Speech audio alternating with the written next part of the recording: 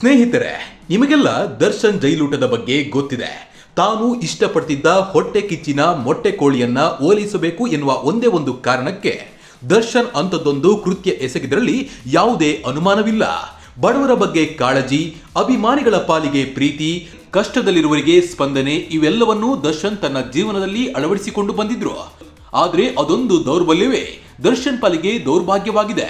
ಅದೊಂದು ದೌರ್ಬಲ್ಯದಿಂದಲೇ ದರ್ಶನ್ ಎರಡೆರಡು ಬಾರಿ ಜೈಲು ಸೇರುವಂತಾಗಿದೆ. ಈಗ ಆಗಿರುವ ಕೇಸಿನಿಂದಾಗಿ ಶಾಶ್ವತವಾಗಿ ಪವಿತ್ರ ಗೌಡರ ಜೊತೆಗಿನ ಅಪವಿತ್ರ ಸಂಬಂಧಕ್ಕೆ ಗುಡ್ ಬೈ ಹೇಳಲು ದರ್ಶನ್ ನಿರ್ಧರಿಸಿದ್ದಾರಂತೆ. ಅದನ್ನ ಖುದ್ದು ಪತ್ನಿಯ ಎದುರು ಹೇಳಿಕೊಂಡು ಕಣ್ಣೀರಿಟ್ಟಿದ್ದಾರೆ ದರ್ಶನ್.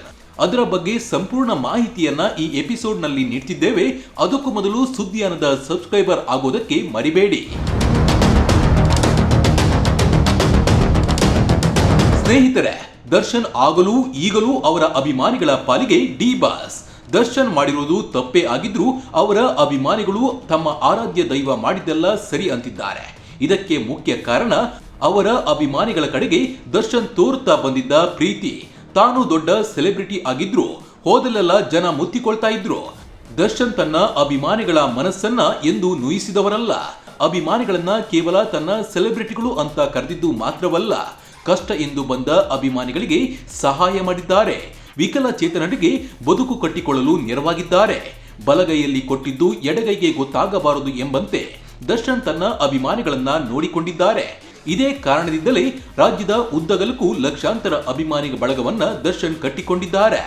ದರ್ಶನ್ ಇದುವರೆಗೂ ಮಾಡಿದ್ದೆಲ್ಲವನ್ನೂ ಖುಷಿಯಿಂದಲೇ ಒಪ್ಪಿಕೊಂಡಿರುವ ಅಭಿಮಾನಿಗಳು ಈ ಬಾರಿ ದರ್ಶನ್ ಮಾಡಿದ ಕೃತ್ಯವನ್ನ ಸಮರ್ಥಿಸಿಕೊಳ್ಳಲು ಹೋಗಿ ಟೀಕೆಗೂ ಗುರಿಯಾಗಿದ್ದಾರೆ.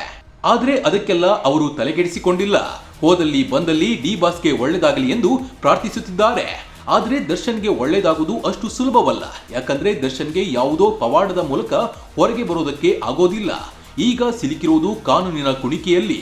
ಅದು ಬಿಡಿಸಿಕೊಳ್ಳಲು ಒದ್ದಾಡಿದಷ್ಟು ಬಿಗಿಯಾಗುತ್ತಾ ಹೋಗುವ ಕುಣಿಕೆ. ಹೀಗಾಗಿ ಈಗೇನಿದ್ರೂ ಜೈಲಿನಲ್ಲಿ ಕುಳಿತು ಸಮಯಕ್ಕಾಗಿ ಕಾಯಬೇಕಾದ ಅನಿವಾರ್ಯತೆ ಎದುರಾಗಿದೆ. ಹೊರಗಿದ್ದಾಗ ಬೇಕನಿಸಿದಾಗ ಬೇಕಾದನ್ನ ತಿನ್ನುವ ಅವಕಾಶವಿತ್ತು. ಆದ್ರೀಗ ಮನೆ ಊಟ ಕೇಳಿದ್ರು ಕೋರ್ಟ್ನವರು ಬಿಡ್ತಿಲ್ಲ. ಇಷ್ಟೆಲ್ಲ ಆಗಿದ್ದು ಅವಳಿಗಾಗಿ, ಅವಳಿಂದಾಗಿ, ಅವಳಿಗೋಸ್ಕರ ಅನ್ನೋದರಲ್ಲಿ ಎರಡು ಮಾತೇ ಇಲ್ಲ. ಒಂದು ಅಪವಿತ್ರ ಸಂಬಂಧ ಉಳಿಸಿಕೊಳ್ಳಲು ಪವಿತ್ರ ಗೌಡಳನ್ನ ಮೆಚ್ಚಿಸಲೇಬೇಕೆಂದು ನಡೆದ ಕೃತ್ಯವಿದು. ಹೃದಯದಿಂದ ಯೋಚಿಸುವ ಬದಲು ಒಂದು ನಿಮಿಷ ತಲೆಯಿಂದ ಯೋಚಿಸಿದ್ರು ರೇಣುಕಾಸ್ವಾಮಿಯನ್ನ ಚಿತ್ರದುರ್ಗದಿಂದ ಬೆಂಗಳೂರಿಗೆ ಕರೆತಿರುವ ಪ್ರಶ್ನೆಯೇ ಉದ್ಭವಿಸುತ್ತಿರಲಿಲ್ಲ. ಒಂದೇ ಒಂದು ಫೋನ್ ಕಾಲ್ ಚಿತ್ರದುರ್ಗದ ಶಾಸಕನಿಗೋ ಅಲ್ಲಿರೋ ಎಸ್ಪಿಗೋ ಮಾಡಿದ್ರೂ ಸಾಕಿತ್ತು. ರೇಣುಕಾಸ್ವಾಮಿ ನಿಜಕ್ಕೂ ಕೆಟ್ಟ ಮೆಸೇಜ್ಗಳನ್ನ ಪವಿತ್ರ ಗೌಡಗೆ ಕಳಿಸ್ತಿದ್ದ ಅಂತಿದ್ರೆ ಅವರೇ ಮುಂದಿನ ಕ್ರಮಗಳನ್ನ ಕಾನೂನು ಪ್ರಕಾರ ಕೈಗೊಳ್ತಾ ಇದ್ರು. ಆದ್ರೆ ಉಗುರಲ್ಲಿ ಹೋಗೋದಕ್ಕೆ ಕೊಡಲಿ ಎತ್ತುವಂತೆ ಮಾಡಿದ್ದು ಆ ಪವಿತ್ರ ಗೌಡಳ ಪ್ರೀತಿ. ಅದನ್ನ ಉಳಿಸಿಕೊಳ್ಳಬೇಕು, ಅವಳನ್ನ ಮೆಚ್ಚಿಸಬೇಕು ಎಂಬ ಒಂದೇ ಒಂದು ಮನೋಭಾವ ದರ್ಶನ್ ಅವರನ್ನ ಈ ಸ್ಥಿತಿಗೆ ತಳ್ಳಿದೆ. ಸಿನಿಮಾದಲ್ಲಿ ಡೈರೆಕ್ಟರ್ ಹೇಗೆ ಹೇಳ್ತಾರೋ ಹಾಗೆ ಸ್ಕ್ರೀನ್ ಪ್ಲೇ ಆಗುತ್ತೆ. ಅದೇ ರಿಯಲ್ ಲೈಫ್ ನಲ್ಲಿ ಸ್ಕ್ರೀನ್ ಪ್ಲೇ ಇರೋದಿಲ್ಲ. ಇಲ್ಲಿ ನಡೆದ ಘಟನೆಯನ್ನ ಅಳಿಸಿ ಹಾಕಲು ಸಾಧ್ಯವಿಲ್ಲ. ಈಗ ದರ್ಶನ್ ಪಾಲಿಗೆ ಆಗಿರುವುದು ದರ್ಶನ್ ತಲೆಯ ಬದಲು ಈ ಹೃದಯದಿಂದ ಯೋಚಿಸಿದ ಕಾರಣದಿಂದಲೇ ಕಂಬಿ ಎಣಿಸುವಂತ ಪರಿಸ್ಥಿತಿ ನಿರ್ಮಾಣವಾಗಿದ್ದು. ಆದ್ರೆ ಈಗ ಹೃದಯಕ್ಕಿಂತ ಜಾಸ್ತಿ ದರ್ಶನ್ ಅವರ ತಲೆ ಯೋಚನೆ ಮಾಡ್ತಿದೆಯಂತೆ. ಹೀಗೆ ದರ್ಶನ್ ತಲೆಯಿಂದ ಯೋಚಿಸಲು ಶುರು ಮಾಡಿದ ಮೇಲೆ ಜೈಲಲ್ಲೂ ದೊಡ್ಡ ಬದಲಾವಣೆಯಾಗಿದೆ. ಇದೇ ಕಾರಣದಿಂದ ಪವಿತ್ರ ಗೌಡ ಜೈಲು ಆಸ್ಪತ್ರೆಯಲ್ಲಿ ಚಿಕಿತ್ಸೆ ಪಡೆಯುವಂತಾಗಿದೆ. ಇಷ್ಟಕ್ಕೂ ಜೈಲಿನಲ್ಲಿ ಆಗ್ತಿರೋದೇನು ಗೊತ್ತಾ? ದರ್ಶನ್ ಕಳೆದ ಒಂದು ತಿಂಗಳಿಂದ ಜೈಲಿನಲ್ಲಿದ್ರೂ ಒಂದೇ ಒಂದು ಬಾರಿಯೂ ಪವಿತ್ರ ಗೌಡ ಬಗ್ಗೆ ಕೇಳಿಲ್ಲ. ಆಕೆಯ ಯೋಗಕ್ಷೇಮ ವಿಚಾರಿಸಿಲ್ಲ. ಅಷ್ಟೇ ಏಕೆ, ಮುಖಾಮುಖಿ ಆದಾಗ್ಲೂ ಕಣ್ಣೆತ್ತಿಯೂ ಪವಿತ್ರ ಗೌಡಳನ್ನ ನೋಡಿಲ್ಲ. ಒಂದು ನಗುವಿಲ್ಲ, ಒಂದು ಸಾಂತ್ವನದ ಮಾತಿಲ್ಲ. ಯಾವುದೋ ಕೆಟ್ಟ ಗಳಿಗೆಯಲ್ಲಿ ಹೃದಯಕ್ಕೆ ಲಗ್ಗೆ ಇಟ್ಟವಳನ್ನ ಈಗ ಸಂಪೂರ್ಣ ದೂರವಿಟ್ಟಿದ್ದಾರೆ ದರ್ಶನ್. 2 ಬಾರಿ ದರ್ಶನ್ ಹಾಗೂ ಪವಿತ್ರ ಗೌಡ ಇತರೆ ಆರೋಪಿಗಳ ಜೊತೆಗೆ ಜೈಲಿನ ಕೋಣೆಯಲ್ಲಿ ಭೇಟಿಯಾದ್ರು. ಅದು ಕೋರ್ಟ್ಗೆ ಇವರೆಲ್ಲರನ್ನ ವಿಡಿಯೋ ಕಾನ್ಫರೆನ್ಸ್ ಮೂಲಕ ಹಾಜರುಪಡಿಸುವ ಪ್ರಕ್ರಿಯೆ ವೇಳೆ.